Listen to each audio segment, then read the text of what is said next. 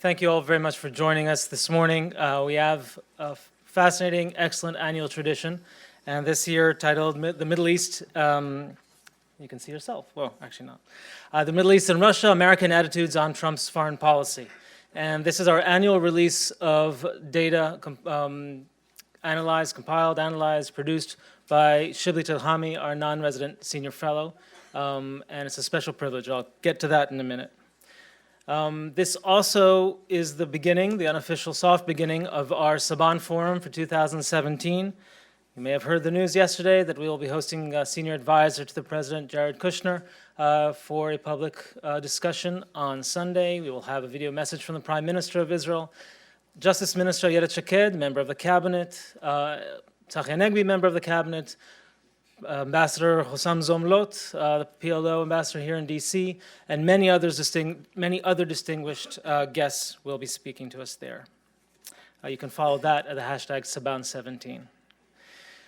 This is a special privilege, especially because it touches on something that I think is very fundamental to what we try to do at Brookings. As you may know, Brookings as an institution doesn't have an opinion or a policy stance on any policy or political issue. We, of course, as individuals in this institution certainly do, and we share them widely. We often disagree with each other, and we enjoy that disagreement. We enjoy it because it's based on a constructive debate that takes one belief the institution does have very seriously. It's a contentious belief these days, but we truly do believe that facts exist. And because we think facts exist, we think they are the only serious basis for policy recommendations, for policy analysis. And so the best of our work is one that is based on these kinds of facts, on rigorous social science and other science, natural science as well, and tries to produce from them the best policy recommendations we can have. There is no better example, to my mind, than exactly these polls that Shibley Telhami does.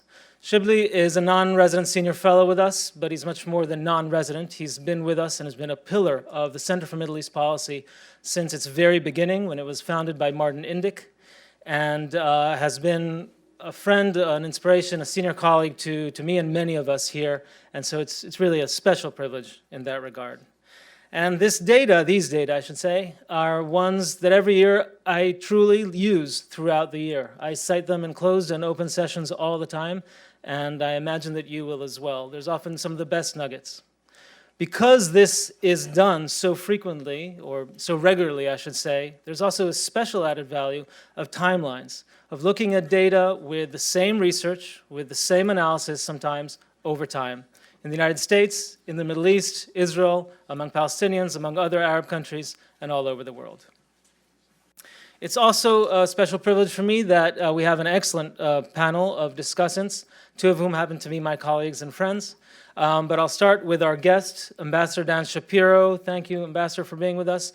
Ambassador Shapiro was President Obama's ambassador to Israel until last year, and is now associated with the Institute for National Security Studies in Tel Aviv, and is certainly no stranger to Washington, to policy and politics here, and thank you very much for joining. Suzanne Maloney, Deputy Director of the Foreign Policy Program, who is also our Iran maven, and the one I turn to for anything I need on JCPOA or anything else to do with Iran, will be speaking as well, especially on those aspects. And will be moderated by my friend Tamara Wittes, who needs no introduction here, and is an expert on certainly all things Israel and all things Middle East, actually, and just came back from testifying in Congress. And so with that, without further ado, let's turn to the more interesting part, and I'll invite Shibley up to the stage.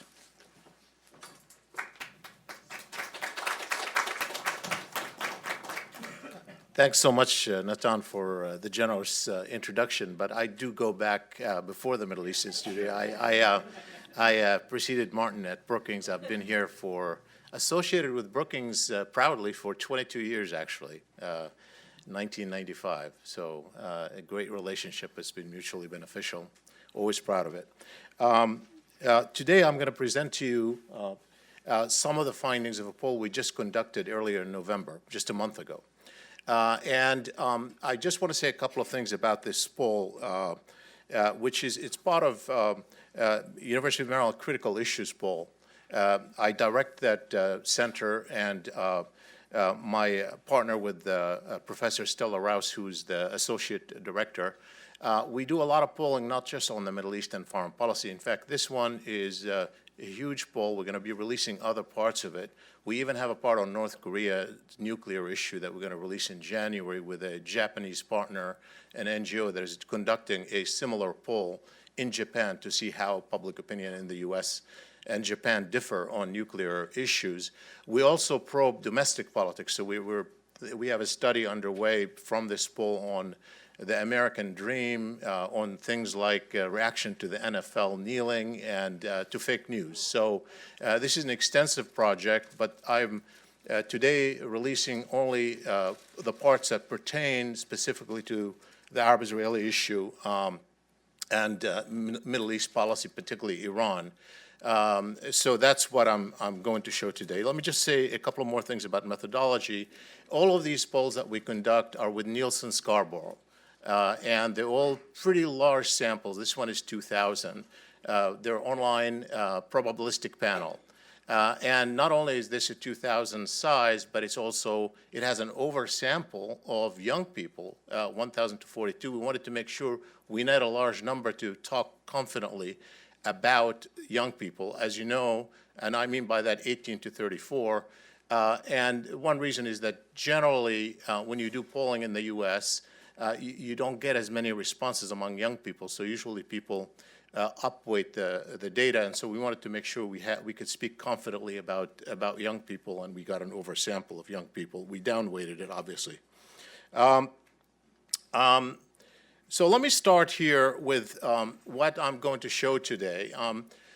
Some of the questions that I have are about immediate issues, some procedural, some policy issues, and two are going to be trendline questions, where we're really, questions we've been asking for a long time. We just want to see what's happening in American politics and how it's changing. And one of the things that I'm going to show is that how the partisan divide on the Israeli-Palestinian issue is growing. It's not only big, but it's growing. And although not on every single issue, as you'll see, partisanship is deep in America, and I would argue that historically, the American attitudes toward the Israeli-Palestinian issue were less partisan. And now, of course, we have partisanship on almost every issue, but the story here is that this issue, the Israel-Palestine question, is no longer immune to that divide. And in fact, it's a deepening divide, and we'll talk about it in the conversation as to why that's happening. But on some issues, surprisingly, Americans come together, and we'll see. And on other issues, they're not quite as divided. So let me start with an issue that is important today, which is, as you know, the Trump administration is contemplating moving the U.S. Embassy from Tel Aviv to Jerusalem based on what the president had promised during the campaign. As you know, other presidents have promised that, and clearly they didn't fulfill that. Now there's talk that the president may actually fulfill that in maybe even as early as this week. Some reports say it's hard to know for sure, but clearly that's an issue on the table. So let me explain to you how we proceed to explore this issue.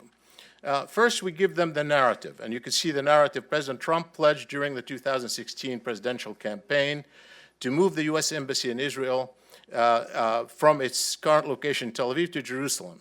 But like previous presidents, since Congress passed the 1995 Jerusalem Embassy Act, he has renewed a waiver that will temporarily keep the U.S. Embassy in Tel Aviv based on national security interests. Now, tell me the extent to which you agree or disagree with the following statements. So what we do on a question like this is a typical methodology that we pursue, which is on a question like that, we don't only ask one question. We present them with the argument of people who want it moved, and we present them with the argument of people who don't want it moved, and then we ask them the bottom line. Now that you've heard both arguments, what do you think? And so let me show you how people responded to the arguments. The first argument is the U.S. should immediately move its embassy to Jerusalem. The embassy should be located in Jerusalem to fulfill the president's pledge, and there is no national security reason to file an exception to the 1995 Jerusalem Embassy Act. Such an act would serve to demonstrate the commitment of the United States to the state of Israel and to its control over unified Jerusalem as its capital. Now, That's the argument that we present. Now, then we present the opposite argument, and by the way, as it says here, the options are randomized, so we sequence them in a random fashion. So sometimes this comes first, sometimes the other option comes first, and this goes, by the way, for every one of the questions that I'm going to articulate. I'm not going to repeat myself because that's what we do, the process that we do it. So what's the answer to this? Here it is. Okay, so what you find is actually 57, the black line is the total number of all Americans. 57% disagree or somewhat disagree with that statement. Strongly disagree or somewhat disagree with that statement. Of course, you can see a partisan divide. 73% of Democrats disagree. 54% of Republicans agree with that statement as stated. This is not about the policy, it's just the argument. Then we follow with the following, which is the U.S. should not immediately move the U.S. Embassy to Jerusalem. The international community, including the UN and European allies, have not accepted Israel's annexation of Jerusalem, which was occupied in the 1967 war. The U.S. government's position has been that the ultimate status of Jerusalem has to be agreed in negotiations between the Israelis and the Palestinians. If the U.S. were to move the embassy to Jerusalem, it would be violating international norms, harming important relationships worldwide, and generating anti-American sentiments among Arabs and Muslims globally. So that's the counter-argument that we hear in the debate. So what's the answer to that? Here you find that 65% of the panelists agree with it. Somewhat agree or strongly agree, 65%. And even interestingly, I'm going to look at the Republicans, okay? 54% of Republicans also agree with it. Now, by the way, that is not uncommon, meaning it's not uncommon when you present an argument for, an argument against, for people to say, well, I could see this, and oh yeah, and I could see this too. And you always have an overlap. I mean, we all sometimes divide out on issues that are very close and controversial. So that's not unusual at all. In fact, it's rather common. The question then is, when they're forced to choose, what do they choose? That's the bottom line. So we follow with another question, which is, having thought about it, do you support or oppose the United States immediately moving its embassy from Tel Aviv to Jerusalem? That's the bottom line. 63% say they oppose. So a majority of Americans, a strong majority of Americans say they oppose it. You could see 81% of Democrats oppose it, 60% of independents oppose it. Republicans, remarkably, are divided, actually, almost down the middle, 49% to 44%. So even Republicans are not strongly in favor of moving the embassy, and that's really an interesting part of the story. Now, we asked a similar question, by the way, about the UNESCO because it was in the news, the withdrawal from the UNESCO over its being accused of bias against Israel and withdrawing from that institution. We also give two arguments for and against. So here, the U.S. participating in UNESCO is important. Even when the U.S. disagrees with some UNESCO policies, it demonstrates engagement in the international community and ensures the health of UNESCO, et cetera, et cetera. So we give an argument against withdrawing. Remember, again, these options are randomized, so the fact that I start with one doesn't mean everybody sees that as the first one. That's true of all of them. So here's the answer. So you get 62% who agree at least somewhat with this statement, that even when we disagree with the UNESCO, it's important for the U.S. to stay in the UNESCO. We then present an argument for withdrawing from the UNESCO. So the U.S. cannot accept UNESCO's approach on Israel and Israeli-Palestinian conflict. UNESCO's disregard for Israeli positions justify U.S. withdrawal from membership in the organization. And we find here that overall, there's more of a divide, and it's really a question of a divide along partisan lines, very much along partisan lines. This is really interesting. The minute you mention the term Israeli, I'm going to come back to this about the polarization. 71% of Republicans essentially strongly agree or somewhat agree, and then 71% of Democrats strongly disagree or somewhat disagree. But then here's the bottom line. So the bottom line is, all right, now you've heard both what should the U.S. do, and you have 55% say they oppose withdrawal from the UNESCO. Obviously, along partisan line, a very large majority of Democrats, Republicans oppose, but it's still in large numbers, but not as large on some issues that you have. That's why, and certainly independents more oppose than support this issue. Just quickly on the young people, clearly young people oppose it even more, 61% versus 53% for those 35 and over. The next question is on mediating. President Trump has commenced efforts to mediate the Israeli-Palestinian, the conflict between Israel and the Palestinians. His effort has relied on active personal diplomacy involving his top advisor and son-in-law, Jared Kushner, and his former lawyer, Jason Greenblatt.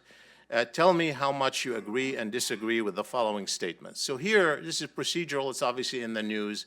We wanted to probe, in a way, the partisanship issue, whether the partisan issue even can affect something like this, where this is not really a policy, it's about process, whether or not the partisanship is as deep as being reflected in such a question. So we start, we give the following option. It is wise for presidents to rely on family members and people who are close to them in Middle East diplomacy, as that increases the confidence of Middle East leaders in the president's effort. There are people who make that argument, including, by the way, former President Jimmy Carter, who actually made that argument that, Middle East leaders like to talk to people who are close to the president. And so we give that as an option.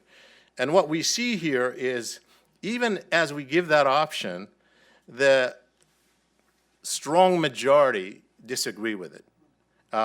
You have 69% disagree with it as an option, including a slight majority. Republicans are evenly divided on this one, obviously, 49 to 47%. And then we give the alternative argument, which is in complex diplomatic efforts such as the Israeli-Palestinian conflict, it is best for presidents to rely principally on experts who have knowledge and experience of both parties in the conflict. And here you have the overwhelming majority of Americans on every party. Look at that. There are no partisan differences on this one. 83% agree with it. Then now that they've thought about it, say, now tell me which of the following do you agree with more, which one of those statements, and here you have the overwhelming majority of Americans agree that it's better to rely on experts. So you have including 71% of Republicans. Now, make that what you want of it, but it's interesting to me here that the partisanship is not transferring into such issues. This is not a policy issue per se.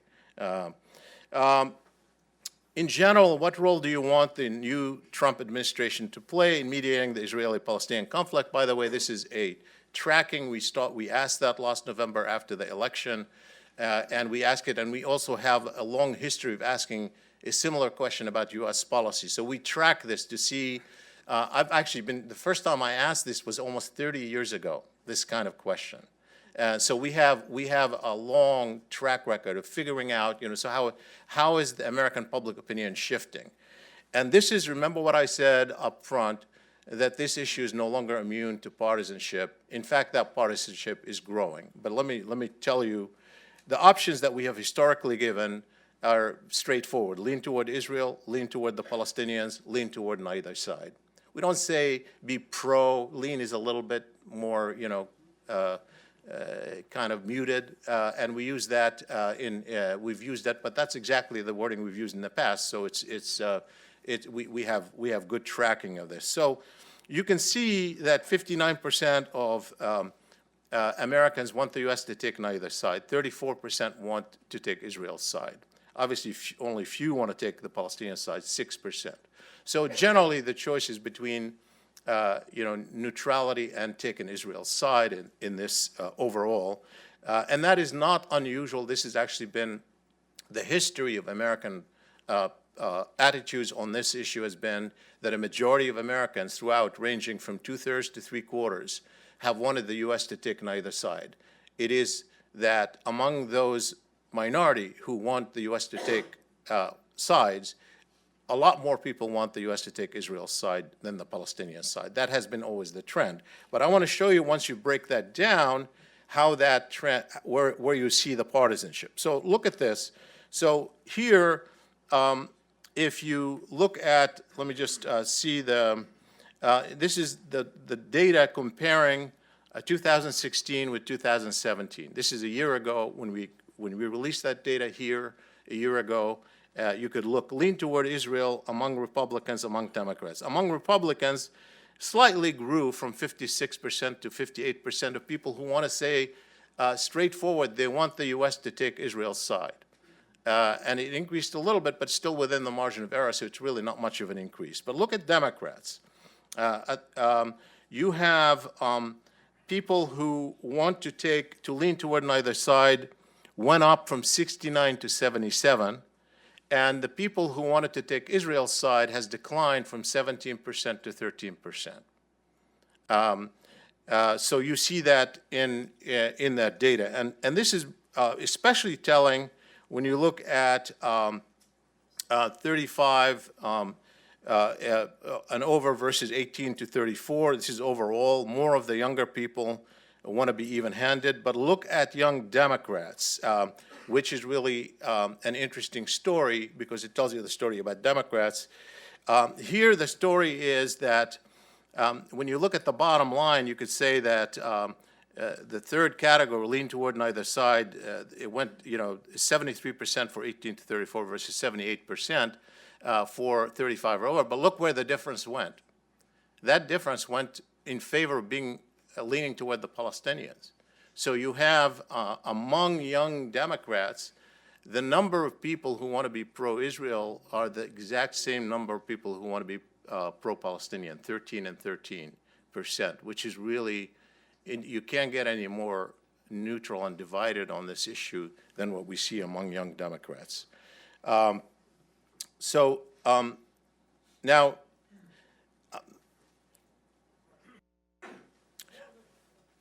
we ask a question. We ask them, of course, what they want the Trump administration to do, but now we ask, what do they think it is, in fact, doing? All right, so the question initially, we had 59% saying they want the U.S. to take neither side. So what do they think Trump is, in fact, doing? Well, they think, here's one place where Democrats and Republicans agree, pretty much the same numbers within the margin of error.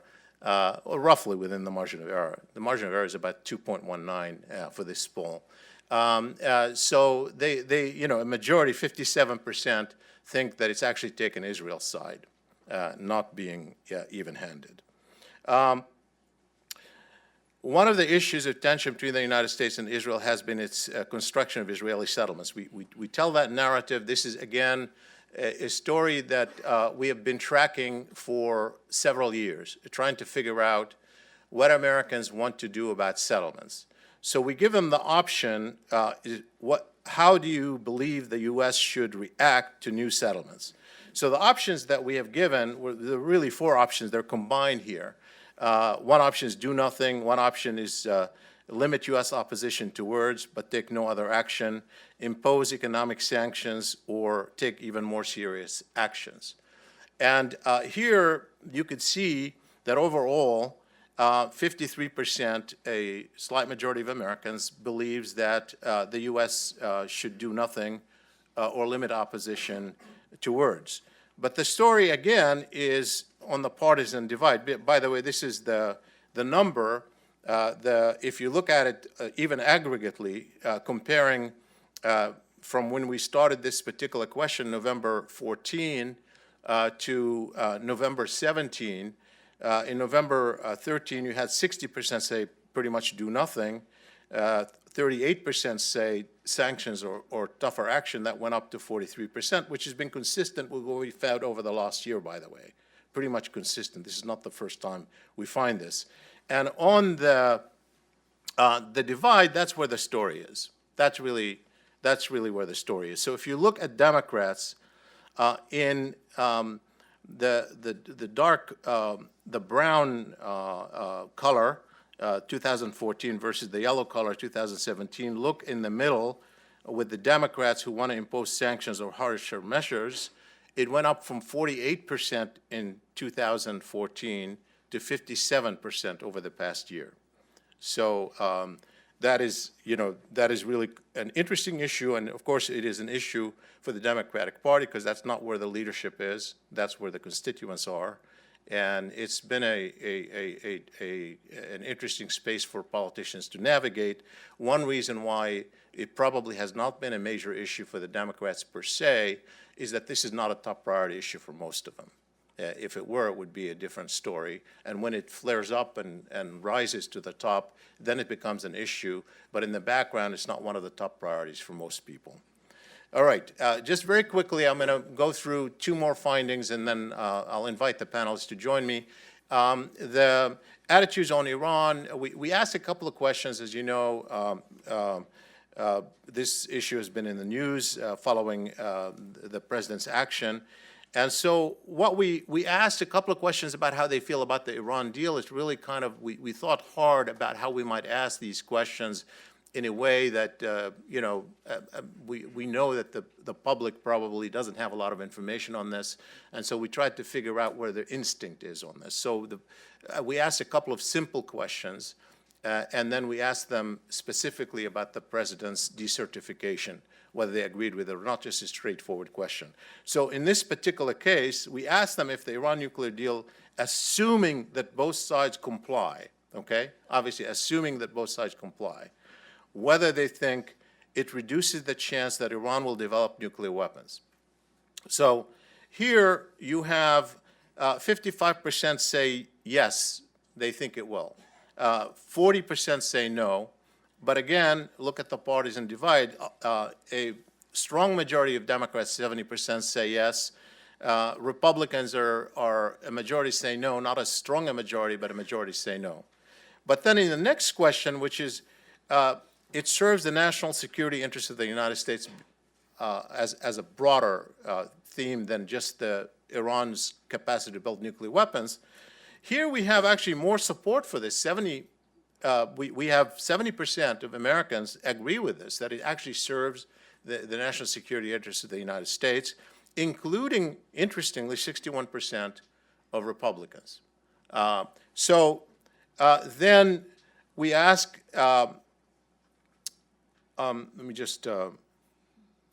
we ask them what if Congress is going to, that Congress may be contemplating imposing additional sanctions on the nuclear issue. Obviously, Congress, as you know, can impose sanctions on unrelated issues, but on this issue would be in a violation of the agreement. So the question is, what should the U.S., if Congress is considering that, what should they consider most? Okay, so what kind of signals should they look for? So we have the first one is that U.S. national security agencies, and we specify actually Pentagon, CIA, State Department, just to be very clear, find evidence that Iran is not complying with the nuclear deal, okay? So that gets very strong support. If in fact that's what the agencies find, you get 73% say, then there's reason, that's an issue to consider in imposing sanctions. We look at the next one, which is the national security agencies determine that imposing sanctions is in the U.S. national security interests. We also get support, slightly less, but 68% support that. And then we present if other deal signatories, and we specify them, also agree with imposing sanctions, so consensus kind of position. And here, again, we get 64% say, yeah, they should consider that as well, but obviously not as large numbers. Then, if imposing such sanctions help make Israel more secure, specifically, Well, a majority says yes, but it's much more divided. You can see 54% to 40% on that one. And the same thing with Arab countries. So we asked the question, if imposing such sanctions helps make Iran's Arab neighbors more secure, and we also get 57% to 37% say yes. And then when we ask them to rank these, now that they've thought about them, rank them individually, which one is most important, we get exactly the same ranking that you just saw in terms of how they value them. The top one is, being the top two, actually, that national security agencies say Iran violated or it's in America's national interest. The next one is that there's consensus among the signatories. And then you could see that Israeli and Arab interests come next. It doesn't mean they're not important, as you could see. When we ask them individually, there's still a majority say it's important, but they don't rank them as high in comparison to the others. Question about the decertification, whether or not they agree with it or not, very straightforward question.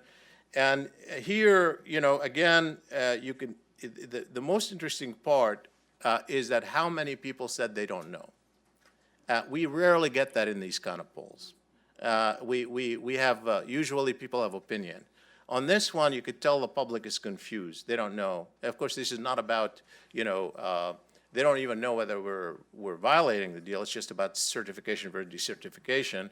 So the fact that we have 27% don't know is really telling. And then the rest of the public is divided. 37% disapprove of the decertification, 35% approve, really a tie. And of course, look at the partisan divide, 68%. Well, the president did it, must be right. And the Democrats, the president did it, must not be right. And that's what we have here. Okay, final issue is Russia. And let me tell you why why I'm including Russia, because obviously there are a lot of questions about whether the U.S. should cooperate with Russia despite what they have done in our election on matters related to the Middle East, whether it's the Arab-Israeli issue, Syria, and elsewhere. I wanted to see where the public is. But in order to do that, I wanted to find out, well, what they thought of the Russian role at home first to see whether they support it or not. And so we asked the question, do you believe that Russia interfered in the recent presidential election? And if so, did it influence the outcome? So we gave them three options. One is no, they did not interfere. One is they probably interfered but did not alter the outcome. And then one where they interfered and altered the outcome. Now, again, you could see there's a huge partisan divide, not surprisingly. But interestingly, overall, only 12% say Russia didn't interfere in our election. So that's become part of conventional wisdom for America, is they interfered. The question is whether it made a difference or not. More people think it made a difference, 41%, and 36% say it didn't make a difference. So they start off with, yeah, Russia did interfere with our elections. That's obvious. And then, do you view Russia as a foe or an ally? Well, it's interesting because actually the largest number, plurality, 47% say it's neither a foe nor an ally. But only 11% say it's an ally. 42% say it's an enemy. So given that, do they think that the U.S. and Russia should cooperate, at least somewhat cooperate, on issues like terrorism, especially ISIS and Al-Qaeda? Well, if you look at this number here, it's not combined here for some reason. I thought that was combined. Let me just double check. But it doesn't matter. Let's look at it. So it's somewhat desirable. Only 10% say it's not desirable at all. The overwhelming majority of Americans of all parties think that it's at least somewhat desirable to cooperate with Russia on ISIS. On the North Korea issue, just to take a question outside the Middle East, you also have only 12% say not desirable to cooperate, at least somewhat desirable, overwhelming majority. On dealing with the Iran issue, the same story. Only 3% say it's not desirable. And on the Arab-Israeli issue, I believe that's the Arab-Israeli issue, yes, actually, interestingly, slightly more people say they don't want Russia to cooperate. I've got to figure out, to tease that out more, but it's still 19% only to see where that is. So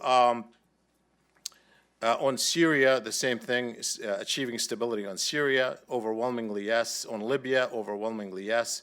So the story is that despite the fact that Americans believe that Russia interfered in the election, overwhelming majority of Americans, Republicans and Democrats, and despite the fact that only 11 or 12% believe that it is actually an ally, the overwhelming majority actually think the U.S. should find a way to cooperate with Russia on some of those critical issues facing the U.S. in the Middle East. And maybe the president knows something we have been missing on this one. Thank you very much. I'll invite the panelists to join.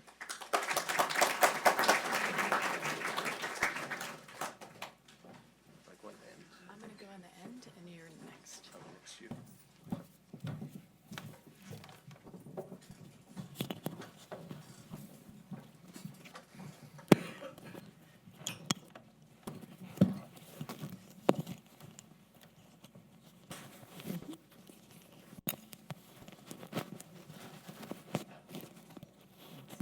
Folks, can you hear me?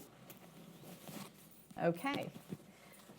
We're going to get everyone set up with their microphones here. And Shibley, first let me thank you for a wide-ranging and fascinating set of results. I am a fast tweeter, and I had a hard time keeping up with you. But I think that one of the recurrent themes of the polling that you've done on American attitudes toward the Middle East over the last several years is this issue of partisan differences. And in past years, you have taken pains to note that the partisan differences with respect to the Israeli-Palestinian conflict are not about Israel. The vast majority of Americans see Israel as a strategic ally. It's about the conflict. And in some of your earlier polling, you've dug into the constituencies within the Democratic Party and within the Republican Party that drive these partisan differences. In other words, that evangelicals are driving Republican opinion and blacks and Hispanics are driving Democratic opinion. So what looks like a partisan difference is actually a tribal difference, if you will. In certain ways. But today you seemed to be making a broader point about partisanship and the way that it's growing around this set of issues. So I want to give you a chance to talk about what's changed. What do you see that's changed in the data, and what does it tell us? All right. There are really two kind of big issues related to the Democratic position specifically on this, on the Arab-Israeli issue. One is the identity of the Democrats that have identified, egalitarianism, more international law, more equitable, and that's reflected in demographic changes within the Democratic Party. African Americans, more Hispanics, women, younger people with those kind of attitudes. If I remember right, a couple of years ago, your polling showed that that Democrats, and specifically African Americans and Latinos, looked at the conflict through the lens of human rights. And that drove some of the attitudes. Partly true, that human rights or egalitarianism, actually more broadly, is driving part of the identity. So there is a trend in the Democratic Party that's connected. So on this issue, the Palestinian-Israeli issue has become a symbol of it in some ways for a lot of the activists for a variety of reasons. But that doesn't explain why you would have big changes over 1 year or 2 years, because those are trends where you'd expect the change to take time. Mm-hmm. So what is driving the short-term change? And there, I think, it is really our deep partisanship. What do I mean by that? That Israel has become a symbol of partisanship. Why do I say that? When people think Netanyahu, they think Republican. And why is that? Well, there are a lot of reasons for it. It's not just because we've had a right-wing Israeli government that has been closer to the Republicans in some ways than to the Democrats, but because particularly of the high-profile issue that mobilized the Democrats over the past few years, particularly the Iran nuclear deal, where there was direct intervention by the Prime Minister of Israel, where in the poll that I released a year ago, if you recall, Netanyahu was considered to be the most popular leader among Republicans of all world leaders, and particularly among the evangelicals. And so in some ways, there is this symbolism, the partisanship. In a way, if you recall, I also released at the same time a question about how is it that in our anti-Islamic rhetoric mood, we've had American public opinion improve toward Muslims, because it can't be profound. People suddenly discovered Muslim and learned more about them, and it was more about Democrats saying Trump is against it, Trump, for it. I'm for it, Yeah. and so in some ways, yes, that's part of what's going on. So it's less about the substance of the issues and more about how Americans read that issue relative to their own partisan identification. That's not what I would say. I would say Okay. it's both, because the reason why I would say it's both, because even separate from this change that we've seen, let's say, over the past year or the year before, we have seen a trend in that direction that is substantively related. By substantively related, I mean, when I say it's egalitarian of human rights, they are making an evaluation of the Israeli-Palestinian conflict, whereas they're saying occupation is unjust, or they're saying the fact that Palestinians don't have a state is unjust, or the fact that what's happening in Gaza is unjust. So people are making some judgments that are fit into their frame of mind and their own identity about feeling they're egalitarian or they're feeling that they're for human rights. So it's that plus the more intensive polarization now that explains the short-term bumps that we see. Thank you. I appreciate your taking the time to unpack that for us, because it's a very complex and very controversial issue. And Dan, I want to ask you to reflect on this a little bit, since you were the U.S. ambassador in Tel Aviv during that period of intense partisan debate over the Iran deal. The Israeli government firmly opposed. In fact, a majority of Israelis opposed to the Iran deal. And so the Israeli policy position sort of got inserted into a domestic American highly partisan debate in ways that we hadn't seen before. So from where you've been sitting, how does this growing partisanship over Israel and the Israeli-Palestinian conflict in particular play out for Israelis and their attitudes toward the United States? It was probably easier during perhaps the Obama presidency, when the President Obama, for reasons that I think are well understood and were somewhat a cause of regret for me, was not as popular among Israelis as some other presidents have been, although I think sometimes that's overstated, actually. But it was easier to sort of say, right now we have somebody in the White House who doesn't get the Middle East the way we do, who is more sympathetic to the Palestinians than we're accustomed to, and to dismiss those things. One of the things that is so interesting about the reaction to the Trump policy is that they have absorbed it, even though the policy in many ways is not so different. When President Trump was elected, after the election, there was almost a celebration among Israelis on the right, advocates for settlements, many in the coalition itself, who thought this meant the end of the U.S. pursuit of a two-state solution and the end of any opposition to Israeli settlement activity. And in fact, that was the Knesset legislation that was advancing. It was the atmosphere in which the UN Security Council resolution came to a vote. Once the president came into office and reverted to something that looks a lot more like traditional U.S. policy, whether or not he uses the words two-state solution, the other elements of what he's describing of a peace agreement. I want you to hold back on settlements a little bit. Hold back on settlements a that kind little of bit, thing. and Yeah. a peace agreement reached through negotiations that meets Israel's security needs and Palestinian self-determination and opens Israel's relations to the Arab world. I'm pretty sure he's talking about a two-state solution by whatever name one calls it. And quieter, but still nevertheless real pressure on settlement activity, to the point where there's a lot of resistance and disappointment coming out of that same group. So I think there's a certain discovery that U.S. interests are actually rather durable and not so defined on partisan terms by the administration. And that's, now we'll see, of course, what they present as a peace plan in the coming weeks, but that, or what we hear from Jared Kushner tomorrow. But that, I think, has been a little bit of a splash of cold water for some Israelis.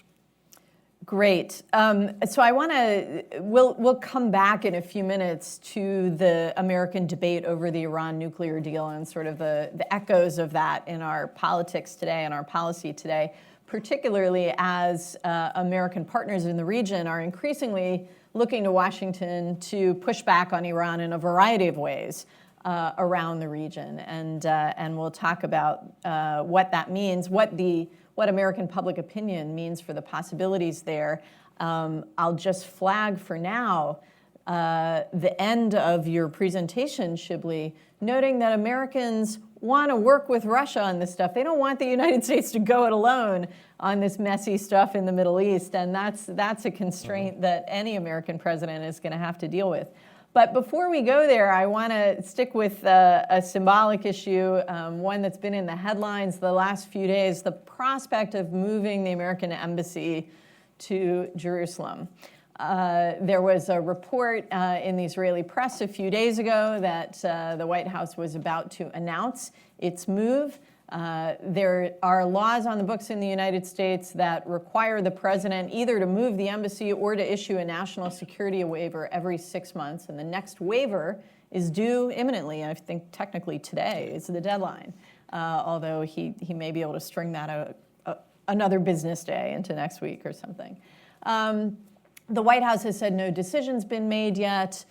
There's clearly an ongoing debate within the administration. And so now we have some public opinion that suggests that once they are presented with arguments for and against, Americans are not so hot on this idea. Even Republicans are divided on this.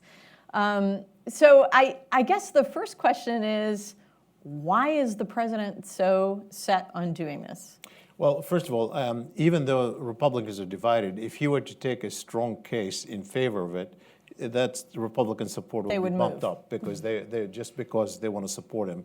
So clearly, and of course, more Democrats will oppose it at the same time. So you're going to have that effect. But the bottom line is, I spoke to one of his advisors on this issue. And the advisor said he feels obligated to fulfill his campaign promise. I said, well, every president has made that promise. I don't really believe that is the core reason. I believe he's getting a lot of pressure from core constituencies. And we're talking about the Republicans. Of course, yes, the Republicans, but if you look at the president, remarkably, he's increasingly made evangelicals one of his core constituency. For a president who was not evangelical, who didn't initially receive the evangelical support, and as you know, I'm writing a book on that issue, that he is if you look at what he did on appointments, what he did on tax-exempt schools, what he's doing on Roy Moore. Yes, and all of these things, there's no question that this is a core constituency. And they are mobilized on this issue. They are telling him this is a priority one for them. So this is the one issue on the Middle East that he's actually feeling heat from his evangelical core. Okay, and Dan, let me take this to you as well for a congressional perspective. You spent a lot of years on the Hill. And in fact, in Congress, that's where this law requiring the embassy to move came from, of course. For Congress, it was seen at the time as a nice symbolic win, but with the assumption that presidents would save us from ourselves. In other words, using the national security waiver would be a way of avoiding any drastic consequences in terms of blow up in ongoing negotiations or complications among some of our Arab partners. So as we look at the politics of it today, where the president may actually decline to issue this waiver, what are folks in Congress thinking? Is this a moment where they say, gosh, we wish we hadn't played symbolic politics? Well, that's already almost 20 years ago, so I'm not sure anybody's going to lose a lot of sleep over how they voted back then on it. It's true that the legislation included the very standard national security interest waiver, and it's been used almost routinely by Presidents Clinton, Bush, Obama, and Trump until in June of this year. What the purpose of that waiver was, though, as you said, was always the logic was don't let moving the embassy, a desirable thing from the point of view of many in Congress and many other Americans, screw up the possibility of our broader interests being served by reaching a Middle East peace deal or just spoiling other relationships. Now, I did spend 5.5 years serving as our embassy in Tel Aviv, and almost every day I got in the car and we drove to Jerusalem, and I did my business with the Israeli government in all of their offices in West Jerusalem. So there's something a little bit phony or false about this whole issue. You just park your car in Jerusalem and sort of make that your satellite office? The mobile embassy, the embassy mobile, maybe we'll call it. I actually think the real decision they need to face with this is if we're going to do this, how do we do it in a way that advances our broader strategic goal, which is still to achieve a two-state solution? The biggest danger, and the reason the waiver was provided, was to avoid letting this decision, for whatever its merits, and there are merits because Jerusalem is Israel's capital, and the Jewish and Israeli people have a long-standing claim there and have their government based there. But there are complications to it. So that was the reason. But if you can find a way to move the embassy or declare your intent to do so, but at the same time make clear where it will be. It will almost certainly be in West Jerusalem, that East Jerusalem has a different status. We don't need to determine that status, but it's going to need to be negotiated. Palestinians have claims there. It's certainly possible, and almost every previous Middle East peace initiative that's gone into the details has suggested there would be some sharing of the city, maybe not divided by barbed wire and checkpoints, but with a Palestinian presence in the Arab neighborhoods of East Jerusalem, some arrangements for the holy sites, and Israel maintaining its capital, West Jerusalem. There are ways you could describe this and frame this that actually advance the broader strategic objective and give Israel what it wants, what those members of Congress who voted for it want, which is to have our embassy operating in Jerusalem. Allow me to add just one thing on this, because I think just to be clear on sort of what drives the decision. So, of course, we all speculate about how President Trump operates, so let's keep that in mind. When I say, there is pressure, including from the evangelicals on him, that in itself doesn't fully explain it, because normally there is pressure on presidents, but the president has advisors who make a very strong case against that pressure, where they say this is going to do this and this and this in the Middle East and so forth. Now, he has his core advisors, obviously, including his son-in-law, who historically sympathize with that position. And so their starting point, at least personal starting point, and they don't know a lot about the rest of the Arab world to make a case about the potential consequences. They get feedback, but frankly, the Arab feedback, while they tell them they're opposed to it, when they go into meetings with Trump and when they talk with Trump's staff, they want to win them over more than criticize them, even as they present their case in a soft way. And so for that reason, I think, I'm not sure the president gets the point about what the consequences could be. Mm-hmm. It's noteworthy that King Abdullah of Jordan has been in town this week. When President Trump was first inaugurated, there was a thought that he might announce an embassy move right away. King Abdullah made a quick, unscheduled trip to Washington, apparently to discuss precisely that issue. President Trump then issued the waiver, did not move the embassy, issued the waiver in June, and King Abdullah was back in town this week, so we can guess what was at the top of his agenda. I want to turn now to another issue that I'm sure was on King Abdullah's agenda and is also very, very interesting in your poll results, Shibley, which is the Iran nuclear deal and the partisanship around this issue in the United States. It continues to be one where Democrats and Republicans are pretty dug in. And I found it very interesting that in the polling questions on under what conditions would it be worthwhile considering new sanctions on Iran, you had very unified views on the first three conditions, but then as soon as you put the word Israel into the question or Arab allies into the question, you got a partisan split in the results. What does that tell you? Well, it's interesting because it does tell me that most Americans still think American national security first because that's when you use the term American national security agencies.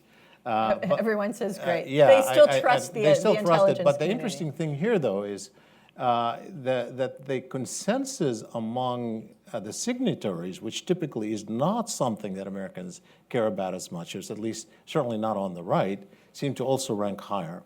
Now, I want to again stress the fact that while it does get a little partisan, there's still, if you look at it issue by issue, they still think that it's important to consider, at least a small majority of Americans, over 50%, that it's still important to consider Arab neighbors' interest and Israeli interest in this mix. It is just when you ask them to rank them, those are really much lower on the priorities than the other three. Great, thank you. And Suzanne, I want to bring you in at this point. You have written extensively about the agreement and its implications for Iran's role in the region. You also spent a lot of time in the midst of the debate over the nuclear deal, talking to members of Congress, talking to their staffs, doing public speaking, doing media on this issue. So first question, do any of the results that Shibley showed us today on this issue surprise you? And then secondly, if you are one of those American partners in the region who was unhappy about the nuclear deal, do these results make you feel like you're likely to see this deal stand, or that Trump is going to come over to your side and maybe push against the deal? Thank you. It's a really interesting question, and the answer to both sets of the question may be one and the same. I think what was perhaps not most surprising, but really interesting to me was the strong approval rates from Republicans for the president's decisions to decertify Iranian compliance with the nuclear agreement, contrasted with the strong disapproval rates among Democrats for that very same decision. And it's an interesting finding because what it does is reinforce the political wisdom of what the president did. There was no strategic value to taking this step, and I think that's why so many analysts were to some extent puzzled and frankly dismissive of this as a sort of gesture on the part of the president back on October 13th. He announced with great fanfare decertification, which has no actual immediate or direct implications for American adherence to its obligations under the JCPOA. What it does is set off a process in Congress for either reimposition of some of the statutory sanctions that were waived or suspended as a result of the deal, or, as the president really seemed to advocate, an amendment to the original review legislation for the nuclear agreement that might find a way to sort of reimpose American sanctions if Iran took any set of particular steps, including resuming its nuclear program after the expiration of the deal itself. So in effect, what the president was suggesting was that this might be a way to make the deal's penalties permanent for the Iranians. There's been very little traction around that on the Hill, but what you see is that clearly this resonates with Republican voters, and that is considered, I would imagine, a huge net positive for the White House. If I were, sort of sitting in either Israel or in some of the states of the Persian Gulf who were very vocal opponents of the nuclear agreement at the start, what I would worry about from, I think, the findings of this poll is that there is still, among the American public, some sense of confidence in, as you said, national security agencies, and in what we know to be the fairly universal assessment of both those agencies and the International Atomic Energy Agency and American partners in the deal, that Iran is in fact complying with the agreement. That seems to matter, at least in terms of public opinion. And in a sense, it creates, I think, a complication for the president to actually take any steps to walk away from the agreement itself. Okay, so the agreement itself, Americans seem to be happy to live with, but the symbolic politics are still working for the White House. Dan, I want to turn to you in this because I think that the Israeli government is amongst those who, during this period of debate over whether Trump would certify compliance, took the view that that questioning the deal was a way of gaining leverage on Iran more broadly. So is that, how are Israelis reacting to a step that seems to have had no practical implications when they are still very concerned about Iranian behavior in the region? So the emotional impact, of course, of the decertification was similar maybe to what the polling shows the president's supporters, Republicans, tended to feel. There was a certain validation of the fears and the criticism that the prime minister had led, and many Israelis agreed about the terms of the deal. But since there has no practical effect, where that leads is still very much a question. And of course, the prime minister himself has adopted a slogan of fix it or nix it. But of course, those are two completely different strategies, right? And so fixing it, amending it, trying to find ways to extend the sunset clauses, trying to strengthen the inspection protocols to make sure there's access in military sites, in other ways, and of course, building pressure on Iran against its non-nuclear activities. Those are things that I think many in the region could get around, many, I think, on a bipartisan basis here could get around, and would allow us, with unity with European partners, to try to bring Iran to accept some terms that we probably were always going to need to come back to. This deal was never the perfect deal. It never ended the Iranian nuclear program. It bought time, and maybe there's a way to extend to buy no time. But nixing it, canceling it, is almost the exact opposite. It's to, as the president said he might do if Congress doesn't act, terminate our participation in it. Iran essentially released from its obligations in that situation, and we would have, I think, no chance of an internationally unified community to try to reimpose sanctions or go back to Iran. They could resume all the aspects of the program that have been suspended or rolled back under the deal. So I think Israelis are still puzzling through this question of, even though the emotionally satisfying aspect has now been achieved, what's the practical policy that will have the best impact? And a signal of that might be when Prime Minister Netanyahu was in London about a month ago, and he met with Prime Minister May, and he came into that meeting and said, I was talking about canceling the deal. I'm now much more focused on fixing, improving, strengthening, extending the deal. That's certainly the right approach with the Europeans, but I think on a practical matter, I think a lot of Israelis are going to discover that it's actually the right approach for their own interests as well. Suzanne, I want to come back to you on this point because a lot of our debate about the Iran negotiations, about Iran in general in the United States, is focused on this idea of, can we empower moderates in Iran? Are we empowering radicals in Iran? Are we playing into the hands of the hardliners? And looking at the partisan divide on Iran in the United States, and the rhetoric of the president and his administration, one could expect that Iranians might be making some of the same calculations about the United States. Do you think that this sort of sharp divide and the heated rhetoric from the White House about not just the nuclear deal, but Iranian behavior more broadly, does this have the effect of making Iran hesitate at all in its regional behavior? Does it make Iran perhaps more willing to consider amendments to the nuclear deal?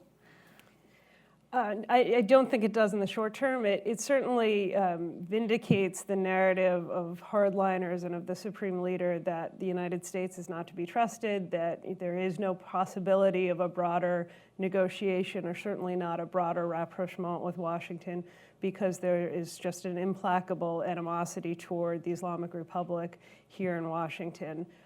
I do think that the sense of uncertainty around the future of the deal, as well as the sort of corresponding uncertainty around what, if anything, the Trump administration is prepared to do about Iran's extension of influence around the region, Iran's involvement in conflicts in Syria, Yemen, and elsewhere, has given the Iranians a couple of somewhat countervailing pressures. One is there's a clear consensus expressed across the political spectrum by Iranian leaders that Tehran does not want to be the bad guy with respect to the future of the deal. The Iranians are very cognizant of the utility of their burgeoning rehabilitation in terms of the international community and the revitalization of their diplomatic and economic relationships with Europe, and they want to protect those. So if anything happens with the deal, they're not going to be the first to take a step to undermine it.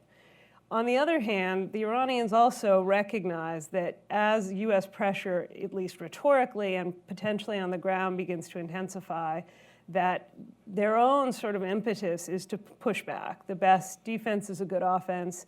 They really want to make clear that Iran is, if anything, a stronger power in the region today than it was when President Obama left office. And they want the Trump administration to understand that very clearly. And so I think you have these sort of countervailing pressures on the Iranian leadership, and it may play out in a very erratic fashion in terms of the way we see things on the ground. May I add just a connection, because, one question that you asked, it's excellent about how the Iranians see it, but think about it also in the context of North Korea and Iran and the impact on each. So if you're sitting in North Korea, and if the Iranians are saying the U.S. is not to be trusted with a deal, think about what North Korea might do, and think about what Iran might draw from the fact that North Korea now has the capacity to hit American soil, which changing the nature of the relationship, maybe opening actually maybe there's an opening for negotiations, as some suggested, because the leadership there has said we've now completed. And they had said we're not going to start before we completed our program. So if I would compare the two, I know that there'll be consequences both in Tehran and I'm certainly in North Korea. Thanks. So I want to come back around to American domestic politics. We've talked a lot about Trump and how these political differences are shaping his policies.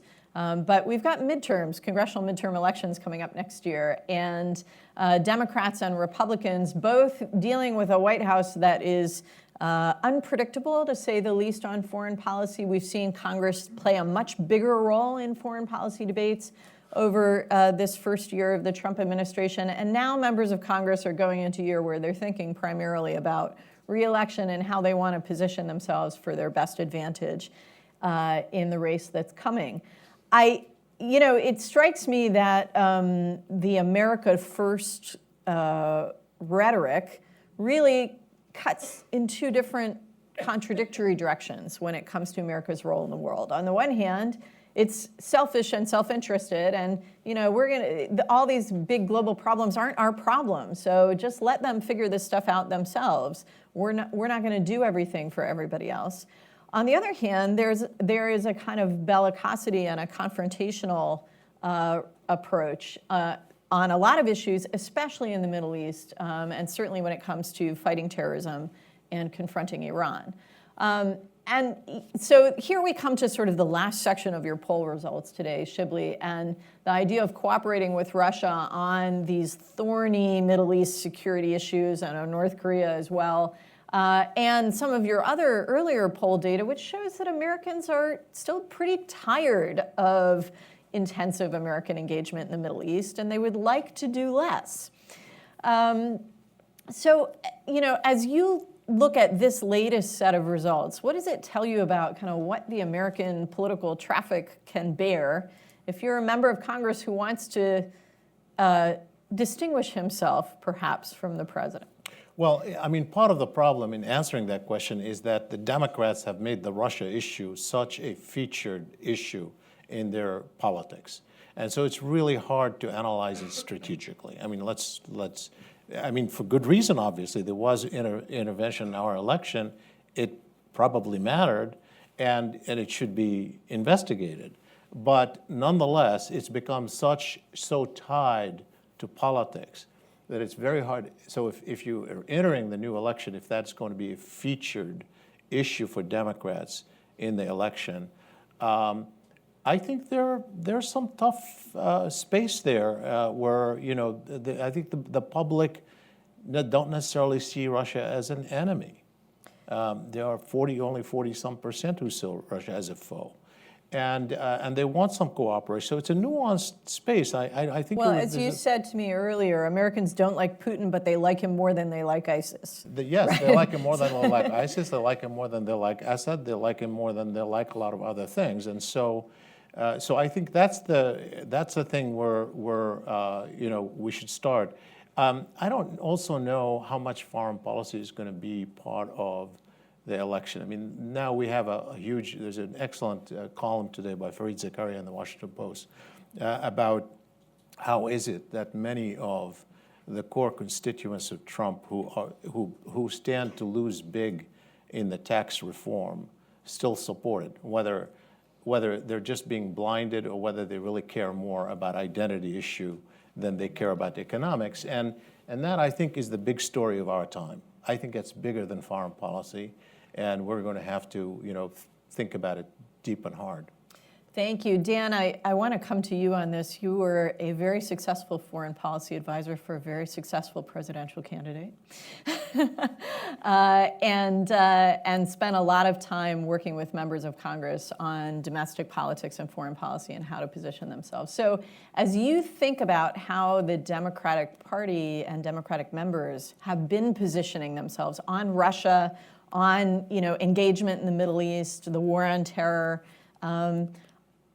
they, for the most part, have taken a strong internationalist stance, a stance in opposition to the White House, but they've really doubled down on these foreign policy issues. When you look at Shibley's results, does it make you uneasy at all for those Democratic members? How would you advise them? I don't think, first, I think internationalism in the sense of maintaining alliances, of being actively engaged, of trying to help resolve conflicts with partners carrying their share of the burden. But not American leadership. I think Okay. that remains popular, and I would hope most members of Congress would approach it because I think it's the right thing to do, but also I think it's something that they can describe with a compelling narrative to their constituencies. I'm much less certain that there's support for intervention if we're talking about significant military engagement. We're still a decade and a half from the beginning of the Afghanistan and Iraq wars. Those losses are still weigh very heavily. A campaign against ISIS, which was mostly conducted from the air with the boots on the ground being Kurdish and Sunni Arab allies, is one thing. But to actually be pulled more deeply into the kind of military engagement it might be required to really confront Iran and Syria as it tries to take advantage of ISIS's defeat and Russia sponsors it, or wherever else they're operating in the region, I'm much less certain there's a strong American appetite for that. What I took from Shibley's results, it just flashed by at the end, but the question about Russia related to Syria really made sense to me in that context. That a lot of Americans, if they can figure out a way to have Russia help us stabilize Syria, which means we don't have to sort of go in and try to do it ourselves, that's preferable. Obviously, I think from some of our allies in the region, Israelis, but also some Gulf Arabs, that's unnerving because Russia's friends are not their friends, Hezbollah and Assad and Iran, so forth. And we might agree, and the American people might be willing to agree to terms that are not sufficiently robust, leaving them to feel like they have to act on their own. And I think, frankly, again, where I'm sitting now, what I hear from Israelis is they do feel they have to act on their own. They've already conducted their own airstrikes in Syria on many occasions. That's been publicly discussed by their own leadership. But I think they have a sense they may feel the need to extend that freedom of action into a broader target set in Syria if Iran is coming in, and they won't necessarily have the United States involved. What they'll look for is legitimacy for that freedom of action, some diplomatic support with the Russians, but really expect to carry the burden on their own. You know, I remember at last year's Saban Forum, Defense Minister Lieberman saying in a public session that if he were forced to choose between having Iran on the Syrian side of the border with Israel or having ISIS, he would rather have ISIS. And here we are a year later, and it looks like the Israelis are getting the choice they did not want. I'm going to open it up to questions from all of you. There are microphones around the room. I'm going to do my best to be equitable in the geographic and gender distribution of questioners. No, it's not funny. And I am going to ask you to do three things. Number one, introduce yourself. Number two, state your question. And number three, note the way I phrased that. State your single question. Okay, we'll start right here on the aisle in the checkered shirt. My name is Stephen Shore. One word that no one mentioned in this discussion about foreign policy is trade. And our president seems to view it as a zero-sum game, that in every bilateral trading relation, there's a winner and a loser. So I'm wondering if the survey asked anyone questions about trade policies and agreements. Thank you. Shibley, you had a lot more in there than you presented today. About trade policy specifically, no, we didn't. We don't really have, we asked about a lot of other questions like immigration, for example. We have on refugees, questions like that. We've done a lot, but we really don't ask much about economic issues. That's not part of our set. Okay. Yes, sir, on the side.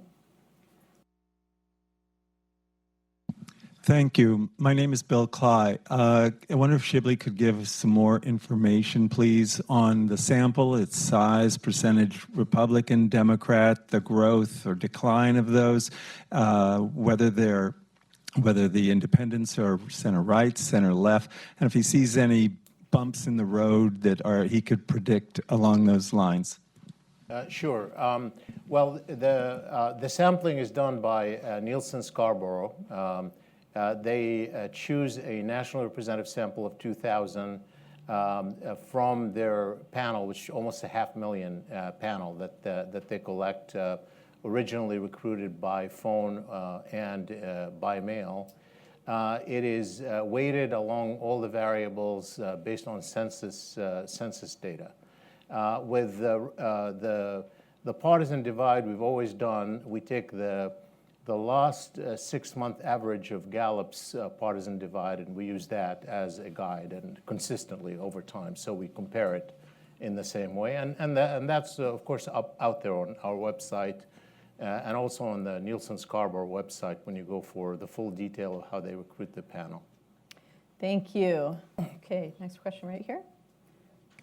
Thank you, Abdulrahim Fuqara from Al Jazeera. I want to ask about something you indirectly maybe touched upon, but not directly, and that's the issue of democracy. The latest attack in the Sinai in Egypt, as I'm sure we're all aware, has touched off some sort of debate here in the United States, whether the tight grip, tight-fisted, iron-fisted policy in Egypt is the right policy, or if Sisi needs to open up. In terms of American attitudes to the issue of democracy, I wonder if you could say something about whether what's happening in the Sinai, or what's happened, has done anything to those dynamics. First of all, I hate to speculate because we didn't poll on that directly, but I can just give you sort of my orientation on this. I think my own view is that a lot of the attitudes on Egypt are going to be along partisan lines, in part because Trump is friendly with the government. The Egyptian government had an uneasy relationship with the Democratic Party. They don't really follow the narrative inside Egypt very closely, and so that you're going to find that kind of divide. My view is that other than the experts, those of us who follow it closely, and we can have this really nuanced conversation, is the policy fueling more terrorism or is it reducing terrorism? A legitimate one, we should have that, and I know you're going to have that on Al Jazeera this afternoon. The question, of course, is for most Americans, they don't follow that, and so I think it actually garners more sympathy for Egypt overall, because when they look at the horror of this attack and what you see, and also the storyline behind it, the targeting of a mosque, maybe because it was frequented by Sufis. That storyline is so I would think that it garners actually more sympathy with Egypt in general, even though it'll still be a cross-partisan line, but it will generate a really powerful conversation among experts, for sure, as it is in Egypt itself. Shibley, if I may, just given the results that you've garnered in earlier polls about attitudes on human rights, on international law, and the partisan differences on that, do you think that there's space to make arguments for and against Trump's embrace of dictators in American domestic politics? Is that Sure. something Democrats might be able to pick up on? Here's something that I want to say, and so an article I'm actually writing. We talk about the clash of civilization, but the reality of the biggest clash right now is within civilizations. Within America, the differences between Republicans and Democrats on matters that are related to the Muslim world, like the Muslim ban, are greater than the divide between the United States and Egypt, between the United States and Saudi Arabia. And inside these countries, the divide Is between fierce. the two groups, however you break it, is greater than the one across. So we have here something really, really complicated in terms of making the assessment. And yes, of course, I mean, I think the Democrats evaluate the Egyptian government partly on the human rights issue, partly on how it worked out with the Obama administration, and partly on being an ally or seen to be an ally of the Trump administration. It's exactly the opposite on the Republican side. Where independents are, I don't venture. I haven't actually polled that directly, but as typical in these polls, they're somewhere in between. Thank you. We have a question in the white turtleneck there. Thank you. Hi, I'm Leah Weiner from the Washington Institute for Near East Policy. So I was wondering, you addressed the decertification of the JCPOA sort of in isolation, and I was wondering about The what, I'm sorry? The say? the JCPOA. decertification of the JCPOA. And I was wondering what the partisan divide was on the more comprehensive U.S. approach to addressing Iranian regional threats and how those two pertain to each other. I'm not following the question. So Maybe you asked specifically attitudes toward the decertification Right, decision on the right. JCPOA, but did you ask attitudes more broadly on the U.S. approach to Iran, on Trump's policy toward Iran? Oh, okay, sorry. Yeah, I'm sorry I didn't hear that. We had a couple of other questions on Iran, but they didn't touch on that specifically. And if I recall correctly, there was nothing. They were part of the problem with asking these kind of questions. We struggled. This is like on questions where the public isn't following very closely. You're trying to figure out, what is it that they know and how you can get the most information from what you think they know.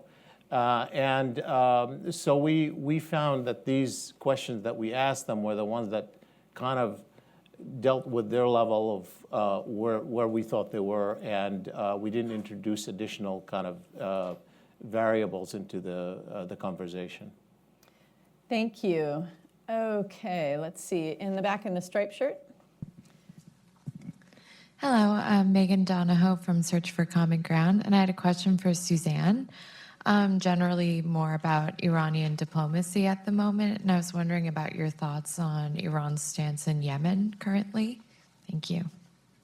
Yeah, it's actually, as the conversation in the region has shifted from the nuclear issue to other dimensions of Iranian behavior, there are issues coming up, especially the war in Yemen, that haven't actually penetrated American public discussion very much. So, Yeah, I think Yemen is more a case of non-diplomatic action on the part of the Iranians. It's an extension of Iranian influence through support to the Houthis via the Revolutionary Guard and other elements of the Iranian security bureaucracy. It's a fairly low-level priority, I think, for the Iranians. That seems to be the conventional wisdom, and it bears out in the sense that there seems to be a greater willingness on the part of the Iranians to engage around the issue of Yemen.